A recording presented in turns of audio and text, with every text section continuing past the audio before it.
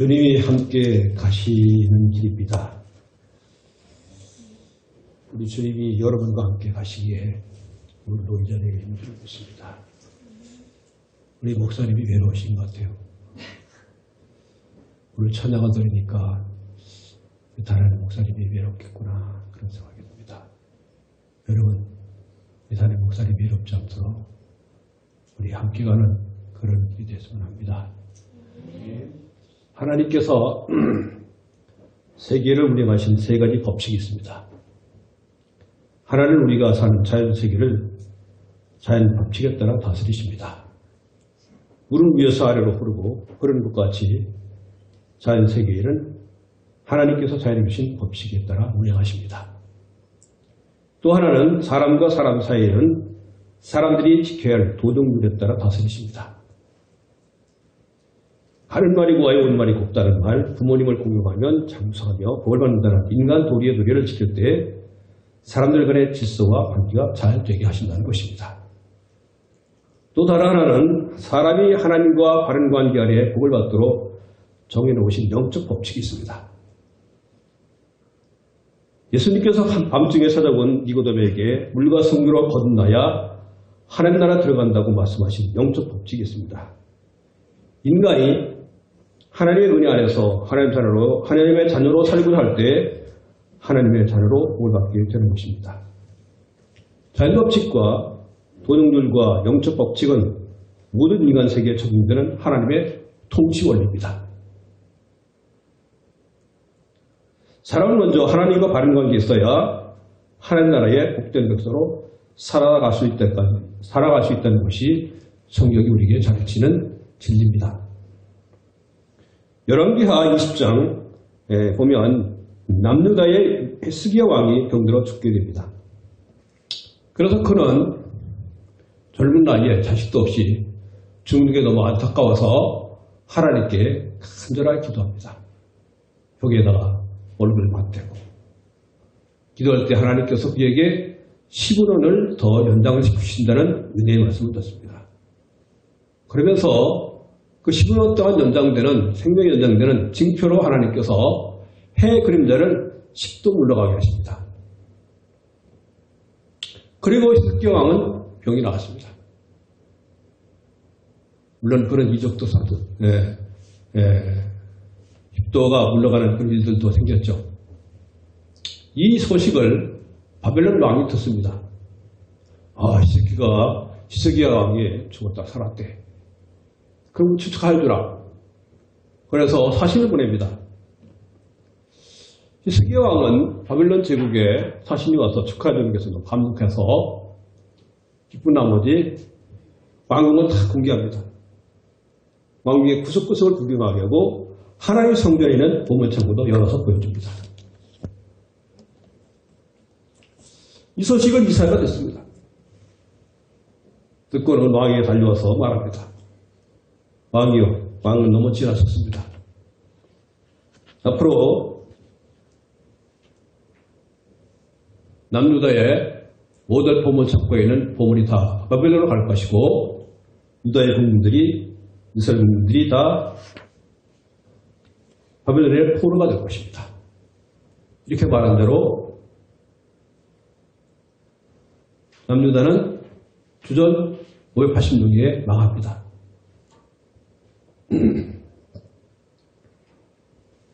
하나님께서 이스라엘 백성들을 애굽의 동산에서 가나안 땅에 주로 살아가도록 하셨을 때 하나님 모세를 지도자로 세우셔서 이스라엘 백성들에게 하나님 사는 법을 가르치셨습니다. 모세는 하나님께서 주신 율법으로 이스라엘 백성들에게 가르쳐 이스라엘 백성들은 세상의 종이 아니라 하나님 백성 살아야 한다고 말씀하셨습니다. 40년 동안 반복해서 또 얘기하고 귀가 박히도록 얘기합니다.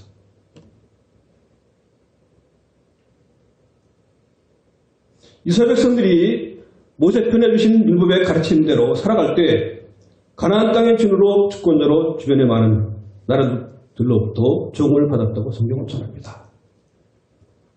그러나 이스라엘 백성들이 모세 편해주신 율법을 버리고 우상 숭배를 하며 세상의 명령과 부를 따라갈 때 그들은 하나님께 버림받았고 결국 고난 역사 가운데 나라 없는 부끄러운 백성으로 이방나라의 포로로 잡혀갔다고 성경은 전합니다. 주 예수님을 구세주로 믿고 거듭나 천국 백성으로 살고자 하는 성도에게는 하나님은 믿음의 법과 성령의 생명의 법에 따라 율법의 요구를 온전히 인가하시는 하나님의 영광스러운 자로 사는 길을 내셨다고 성경은 전합니다. 남유다 역사에서 히스기야 왕만큼 모세율법을 따라 여호와 하나님을 온전히 섬긴 왕이 없었다고 전합니다. 열왕기하 18장 5절과 6절에서 히스기야 왕의 신앙이 역대 왕조 중에 가장 돋보였다고 말씀합니다.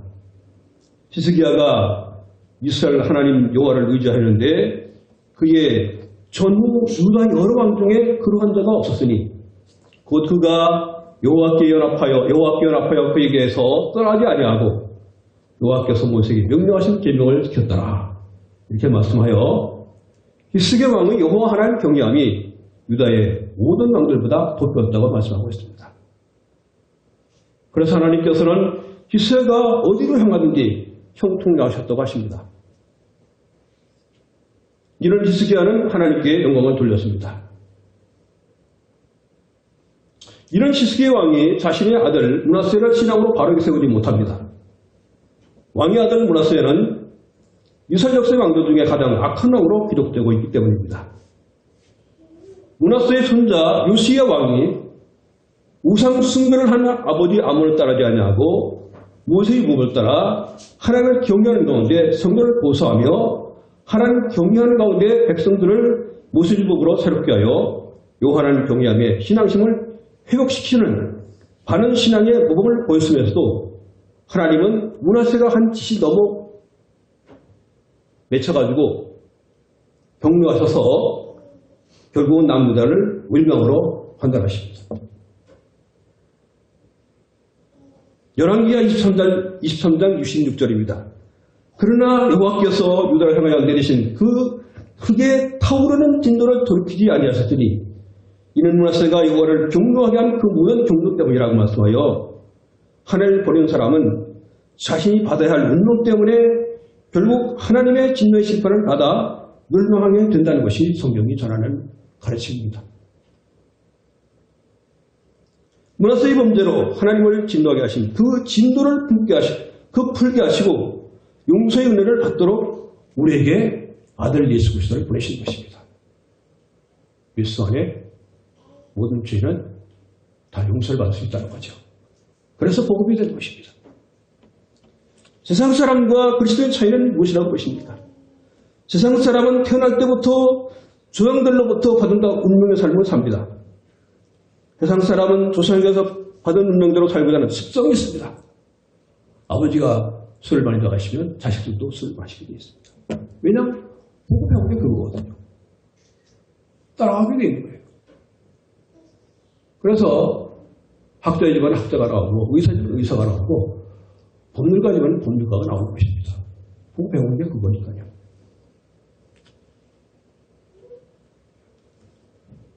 하지만 하나님 예수 그리스도의 사람은 예수님 주시는 구원의 은혜를 따라 천국의 백성으로 천국의 백성된 운명 안에 살고자 하기 때문에 결국 하나님 주시는 영광의 천국 백성으로 살게 되고 결국 영원한 안식에 들어가게 된다고 하십니다. 오늘 본문은 예수님을 말미암아 자신 운명이 완전히 바뀐 한 사람을 이야기하고 있습니다. 예수님이 달리신 십자가 곁에는 두 제수가 자신들의 죄값 때문에 함께 달려 죽어가고 있습니다.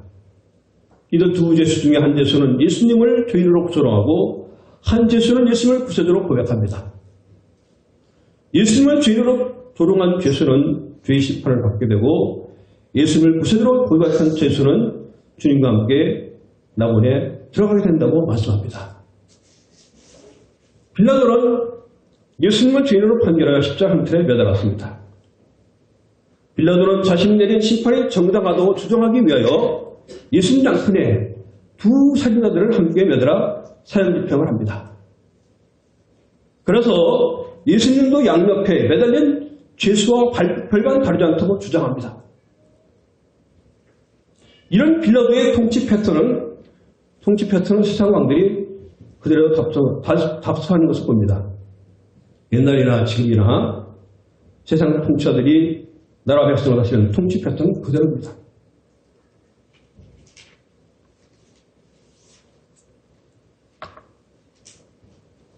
옛날 소련을 다스렸던 크로바초프 서기장이 대한민국과 수교 한국에 문제를 왔습니다. 1991년 4월 달에 왔습니다. 크로바초프가 와서 우리나라 대권주도들에게 통치 기술을 가르친다고 하면서 이렇게 가르칩니다. 나라의 최고 지도자로 백성의 이끌을 얹으려면 전에 통치자를 다 뒤를 몰아서 그렇게 하면 인기가 올라간다고 그렇게 훔쳐가고 합니다. 세상의 왕들은 자신의 통치가 정당함을 나타내 백성들로부터 인정받고자 합니다.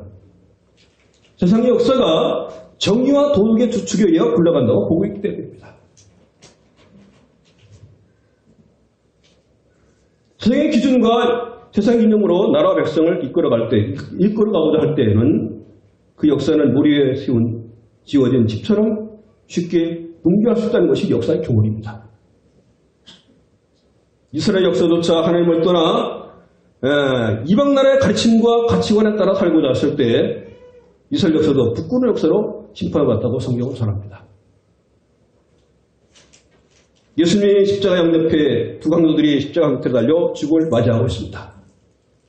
천지탈명, 시간도 얼마 없습니다. 이제 수분이 넘어가는 그런 순간인데도 그 중에 한 주에서는 예수를 조롱합니다. 내가 그리스도가 아니냐? 너 우리를 구원하라고 조롱합니다. 내가 하나님의 아들 그리스도가 아니냐? 그러니 너와 우리를 구원하라. 그리하면 내가 하나님 아들이며 그리스도인인 것을 증명하라고 조롱합니다. 그리스도인 것을 증명하라고 조롱합니다.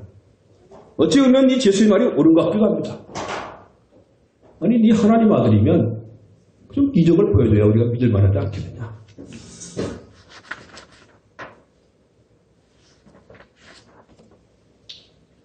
이 자신은 죄인된 자신에게 예수님께서 구세주신 먼저 나타내 보여줘 믿을 수 있는 믿음의 근거를 제시한다고 주장하고 있는 것입니다.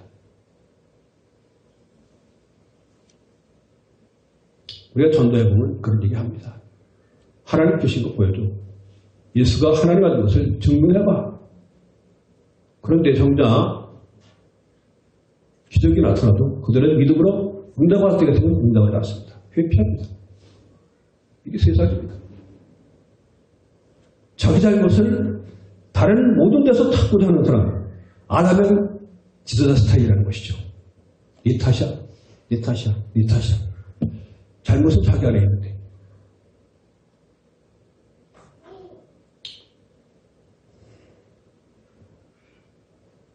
세상 사람 먼저 기적을 요구하지만 그러나 기적을 보고도 정작 믿음의 결단을 요구할 때는 믿음을 응답하지 않는 것이 세상 사람들입니다. 정말 싫어합니다. 믿음을 믿는다는 것은 내가 나를 차기 이기겠다. 그 얘기입니다. 내가 말한 것과 내 결단하는 것이 되어 내 책임이다. 이것이 믿음입니다.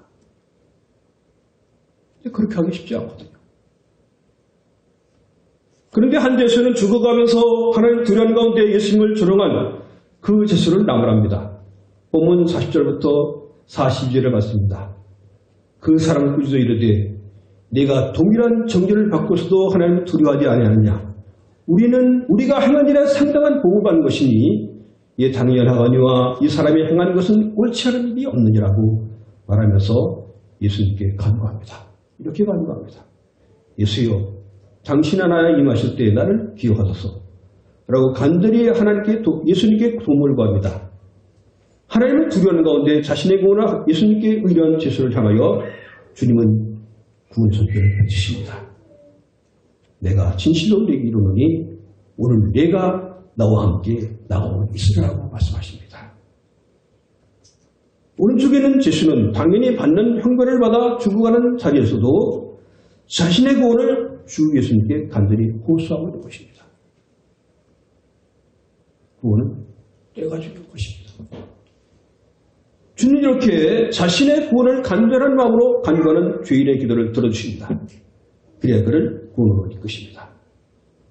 하나님을 두려워하고 자신의 운동을 주님께 맡긴 자들은 주님과 함께 낙원에 이르게 된다고 하는 말씀을 사도 바울은 이르렀다고 사도 바울은 고린도후서 12장 1절부터 4절에서 자신의 3층천 낙원을 경험하였을 때 14년 전에 예수님과 함께 낙원에 있었던 한 죄수에게 베푸신 주님의 은혜를 전합니다. 고린도후서 12장 2절부터 4절 이렇게 기록되어 있습니다. 내가 그리스도 안에 있는 한 사람을 아노니 그는 14년 전에 셋째 하늘에 이끌려간 자라. 그가 몸 안에 있었는지 몸 밖에 있었는지는 모르거니와 하나님은 아시느니라. 내가 이런 사람은 아노니 그가 몸 안에 있었는지 몸 밖에 있었는지 나는 모르거니와 하나님은 아시느니라. 내가 이런 사람은 아노니 그가 몸 안에 있었는지 몸 밖에 있었는지 나는 모르거니와 하나님은 아시느니라. 그가 낙원으로 이끌려가서 말로 표현할 수 없는 말을 들었으니 사람이 가히 이르지는 못할 말이로다고 말씀하여 주님의 은혜를 받아 영광스러운 구원을 받는 사람이 되어 말씀하고 있습니다. 성경은 사람의 운명이 어떻게 바뀔 수 있는가에 말씀하고 있습니다. 성경은 두 가지 경우를 들어서 말씀합니다.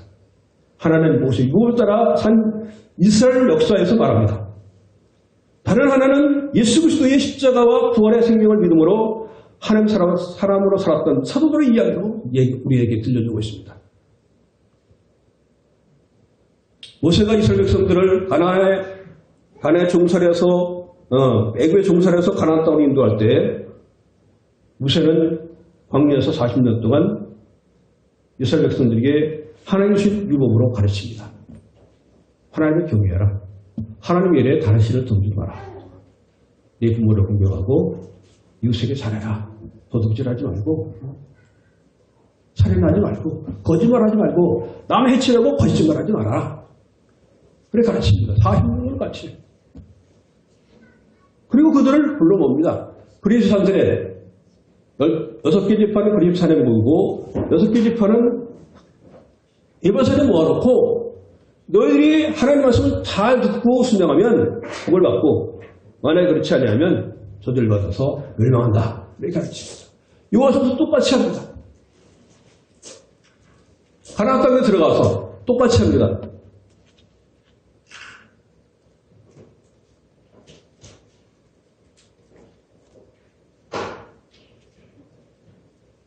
그러나 나라와 왕과 지도들이 모세의 가르침을 버리고 세상을 섬기는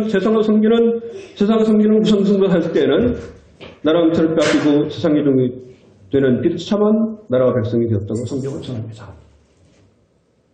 끝까지 신앙은 끝까지 가는 겁니다. 죽어도 가는 것이 신앙입니다. 앞에 십자가에 있어도 이것이 죽는 길이라도 가는 것이 믿음입니다. 불이 있어도 불을 통과하고 가는 것이 믿음입니다. 하나님을 버리고 모세를 따라 버린 북이스라엘은 주전 720년에 722년에 아수르에 망하고 남유다는 주전 586년에 바벨론에 망했다고 성경은 말합니다. 그래서 하나님께서 피할 길을 내시기도 하죠. 감당할 수 있을 때 감당하게 하시기 위해서 피하게 하십니다. 그러나 우리는 끝내 그 자리를, 그 무게를 감당해야 되는 것입니다. 십자가를 피할 수 없거든요. 죽음을 누가 피할 수 있겠어요? 예수님의 제대로 산 사도들은 예수님 가르침과 십자가 은혜와 부활의 생명을 따라 살다가 오늘 천국의 겹으로 영광스럽게 되었다고 말씀합니다. 예수님 갈릴리 바다에서 고기를 잡던 베드로를 부르셔서 베드로가 장차 고기를 잡는 너비에서 사람을 얻는 사람의 어부가 된다고 말씀하셨습니다.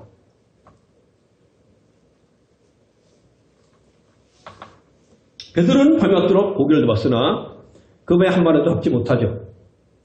그래서 배를 바닷가에 대고 그물을 씻습니다. 예수님께서 오셔서 베드로의 배에 올려놓고 말씀하십니다. 많은 사람들에게 말씀하시고 그리고 베드로에게 배를 조금 뛰게 하시고 베드로에게 깊은 데 가서 그물을 던지라고 하십니다. 베드로는 제가 밤새고 거기다 왔지만 못 잡았습니다. 그러나 말씀에 순종해서 내가 그물을 내리리라 하고 베드로는 배를 몰고 배를 저어서 깊은 들어가서 그물을 내렸더니 그물이 찢어질 만큼 고기를 잡았습니다. 그는 이 선상을 바라보자 자기가 죄인인 것을 깨닫게 됩니다. 그래서 예수님께 와서 내가 죄인입니다. 주님 나를 떠나소서. 이렇게 말할 때 예수님께서 베드로에게 내가 지금은 이렇게 너는 장차 무서워하지 말라. 이제부로는 내가 사람을 취하리라고 말씀하십니다. 베드로는 예수님께로부터 하나님 사람으로 진리사로 사는 법을 배웁니다. 베드로는 이스라엘 백성들을 하나님의 사로 세우는 예수님의 사도로 살았다고 성경은 전합니다. 반면에 사도 바울은 이방인들에게 복음을 전하며 가르치는 주님의 사도로 살았다고 성경은 전합니다. 갈라디아서 2장 8절입니다. 베드로에게 역사하사 그를 할례자의 사도로 삼으신 이가 또한 내게 역사하사 나를 이방인의 사도로 삼으셨냐고 말씀하여 베드로의 복음을 듣고 예수 그리스도를 구세로 믿고 고백한 유대인들은 하나님의 자녀로 하나님 나라의 복된 백성으로 살았다고 성경은 전합니다. 이방인들은 사도 바울의 복음을 듣고 예수 그리스도를 구세로 믿고 고백한 가운데 하나님의 복된 백성으로 살았다고 성경은 전합니다. 지금도 예수님을 예수님을 믿음으로 운명이 바뀐 일들이 일어납니다. 우리의 운명이 바뀌는 전도서가 있습니다. 내가 과거의 기사들이 관계하지 않습니다. 하나님 살인자를 했든지 그렇지 않으면 못된 죄인이었든지 하나님 전의 것을 관계하지 않습니다. 현주소가 중요한 것입니다. 신앙은 한강 현주소입니다. 과거에 무슨 잘못인지 하나님은 묻지 않습니다. 오늘의 이 순간 하나님께 어떤 사람으로 살아가느냐 이게 중요한 겁니다. 오늘 현대가 우리가 바른 결단을 하면 위기가 열리는 것입니다. 이게 복음입니다. 현주소가 우리 운명이 바뀌는 현주소가 어디입니까? 첫째는 예수 그리스도께 자신의 구원을 호소하는 그 자리입니다. 본문의 두 강도 중 오른편에 있던 강도는 예수님을 보고 자신의 운명이 죄의 심판을 받아 저절로 끝나지 않고 주님의 은혜로 본마다 주님과 함께 낙원이라는 축복을 받게 된 것처럼 주님이 계신 자리에서 주님께 자신의 구원을 간절히 구할 때 주님은 그를 구원받은 백성으로 그 운명을 바꾸신다고 성경은 전합니다. 살인자에서 낙원이라는 운명이 바뀌잖아요. 10부터 바뀌죠. 이렇게 쫙. 이게 순간적으로 쫙 화면이 새로운 장면이 올 때는 화면이 쫙 바뀌죠. 그렇게 바뀌는 거예요. 순식간에 바뀌는 거예요. 바뀌는 것은. 바뀌는 것은 우리가 노력해가지고 바뀌는 게 아닙니다. 하나님이 쫙 바뀌시는 겁니다. 바꿔주시는 것입니다. 오늘 주님이 어디 계십니까? 주님의 이름은 일컫는 곳이 어디입니까? 바로 교회입니다. 교회는 그런 마음으로 오는 것입니다. 습관적으로 오는 것이 교회가 아닙니다. 교회는 사상 결단하기 위해서 오는 것이 교회입니다. 죽느냐 사느냐. 그 자리가 교회입니다. 이 자리에서 결단하면 그 결단한 대로 하나님께 나아가는 그 장소가 교회입니다. 교회는 세 가지 역사가 있는 곳입니다. 예수님의 십자가의 은혜가 있고 부활의 생명이 있고 성령의 역사가 있는 것이 교회입니다. 십자가에 대해서 은혜가 있습니다. 회개할 때 하나님께서 부활의 생명을 부어주시고 성령께서 함께하는 그런 은혜가 있는 것이 교회입니다. 십자가 구세의 역사와 영원한 부활의 생명과 성령의 역사 있는 곳에 두세 사람이 모여서 마음으로 모여 하나님께 온전한 예배를 드릴 때 거기에 역사가 일어난다는 것입니다. 새로운 역사가 있습니다. 두 번째는 하나님의 말씀이 바르게 선포되는 것입니다. 예수님 말씀이 선포되는 곳에 사람들이 예수님께 나와 주 안에게 응답하면 사람의 운명이 저주의 심판에서 하나님 사랑으로 보호받는 운명으로 바뀌는 역사가 나타난다고 하십니다. 요한복음 1장 12절, 13절, 14절입니다. 영접하는 자, 곧 그 이름을 믿는 자들에게는 하나님의 자녀가 되는 권세를 줬으니 이는 혈통으로나 육적으로나 사람의 뜻은 하지 아니하고 오직 하나님께서 한 타들이니라. 말씀 60대 우리 가운데 거하심에 우리가 그 영광을 보니 아버지의 독생자의 영광이요 진리와 영의 은혜와 진리가 충만하다고 하십니다. 하나님의 말씀이 선포되는 곳에 거기에는 하나님의 역사가 있다는 것입니다. 교회에서는 세상 얘기 할 거 없어요. 세상의 얘기는 소음입니다. 무엇으로 소음을 교회까지 들어가서 얘기해요. 하나님의 말씀이 선포될 때 거기에는 새로운 역사가 일어나는 것입니다. 세 번째는 예수님을 주님으로 믿는 신앙 고백이 있는 곳입니다. 사도 바울은 주의 이름으로 부르는 곳에 구원이 있다고 말씀하십니다. 로마서 10장 10절부터 13절 말씀입니다. 사람이 마음으로 믿어 의에 이르고 입으로 신하여 구원에 이르느니라. 성경이 이르되 누구든지 그를 믿는 자를 부끄러움 당하지 아니하리라 하니 유대인이나 헬라인이나 차별이 없음이라 한 분이신 주께서 모든 사람의 주가 되사 그를 부르는 모든 사람에게 부유하시도다. 누구든지 주의 이름을 부른 자는 구원을 받으라고 하십니다. 너무 약하네요.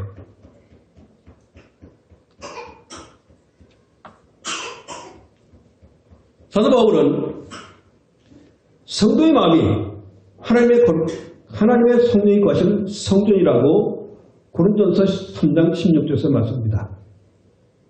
너희는 너희가 하나님의 성전인 것과 하나님의 성령이 너희 안에 거하신 것을 알지 못하느냐. 누구든지 하나님의 성전을 더럽히면 하나님이 그 사람을 멸하시리라. 하나님의 성전이 거룩하니 너희도 그러하니라고 말씀하여 성도의 하나님 나라로 하나님 거룩하게 이르는 역사가 있다고 하십니다. 우리는 거룩을 향해 가는 하나님의 백성입니다. 새로운 생명을 향해서 우리는 계속 낡은 옷을 벗어던지는 것입니다. 습관의 낡은 옷. 어떤 낡은 옷은 다 벗어던집니다. 그래서 예수님은 하나님께서 마지막 때 보내신 메시아여 계시답니다.